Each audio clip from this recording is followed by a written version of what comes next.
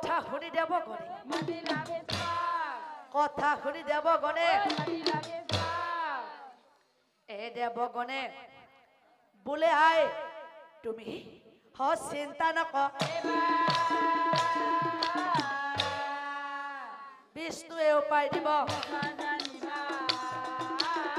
বিষ্ণুৱে উপায় দিব ও দেৱগণৰ কথা শুনি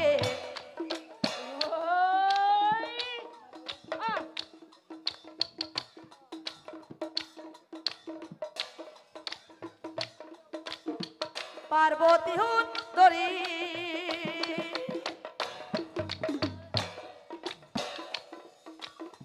বিষ্ণুৰ ওচৰে যায় বিষ্ণুৰ ওচৰে যায় বিলম্ব নকৰি পাৰ্বতী সুন্দৰী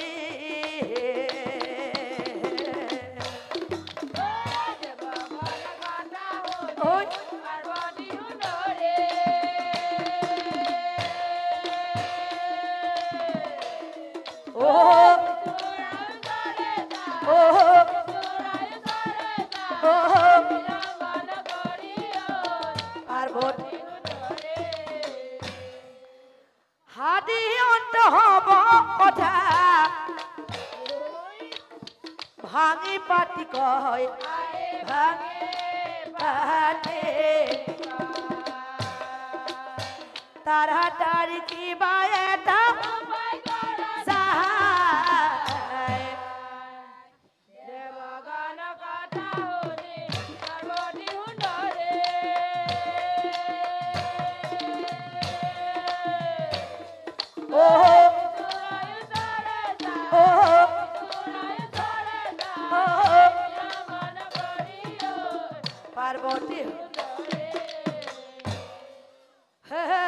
পার্বতীর কথা শুনে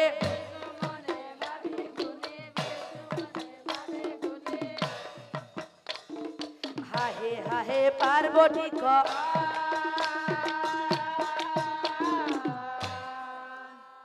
হেরা পার্বতী তোমার স্বামী দিনৰ দিনটো ভাং খাই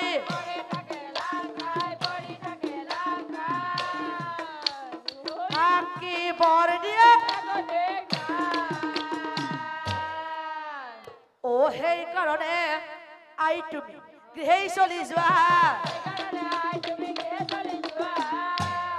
সকলো ঠিক হব সকলো ঠিক হব তেতিয়া বিষ্ণুই মায়াৰ বলেৰে এজনী সুন্দৰী যুৱতী হৈ অসুৰৰ আগত দেখা দিছিল তেতিয়া অসুৰে মনে মনে ভাবিছিল আজি সঁচাকৈ মোৰ ভাগ্য উদয় হল সন্মুখত কোনো যুৱতী কন্যা আৰু আনফালে মোৰ শিৱৰ বৰ হেৰা সুন্দৰী কোন তুমি ৰূপহী দেৱীৰে মায়াবী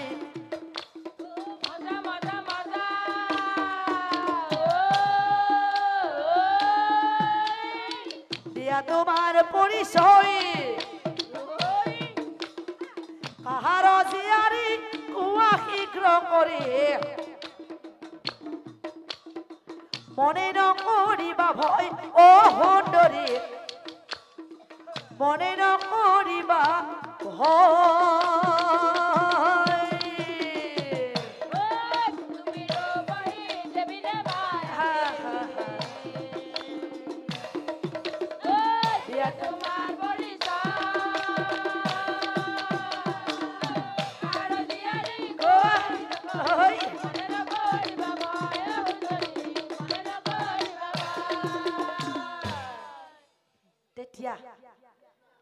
তেতিয়া কন্যাজনীয়ে কৈছিল ও কন্যাই বুলন্ত শুনা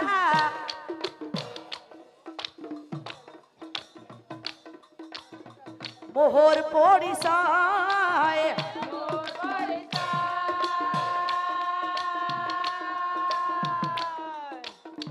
মায়াবতী মোৰ নাম পিতা মাতা নাই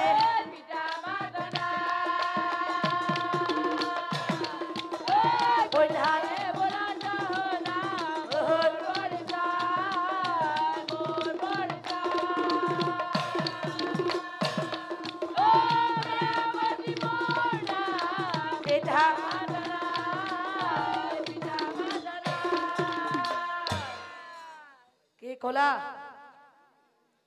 তাৰ মানে তুমি বনৰ মাছত অকলশৰে থাকা এই অসুৰে বোলে তেন্তে কোনো কথা নাই ভাৰচাৰ পে তোমাক ভাৰচাৰ পে তোমাক তেতিয়া কন্যাজনীয়ে কৈছিল কন্যাই বহু লন্ত শুনা মোহৰ হব সন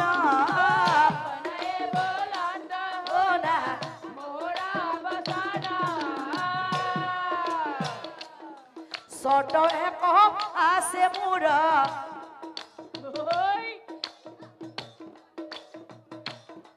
শুনা দিয়া মন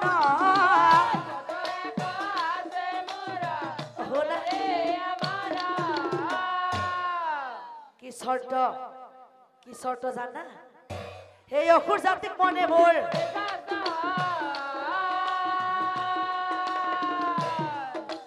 অসুৰ জাতিক মনে মোৰ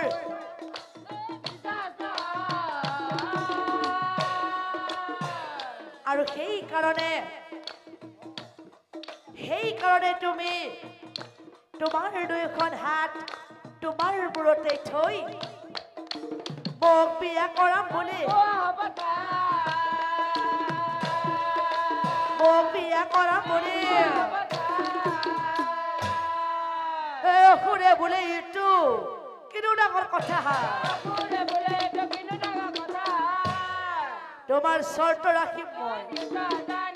তোমাৰ শৰ্ত ৰাখিম মই সেই বুলি অসুৰে ও মাথা হাত দিলা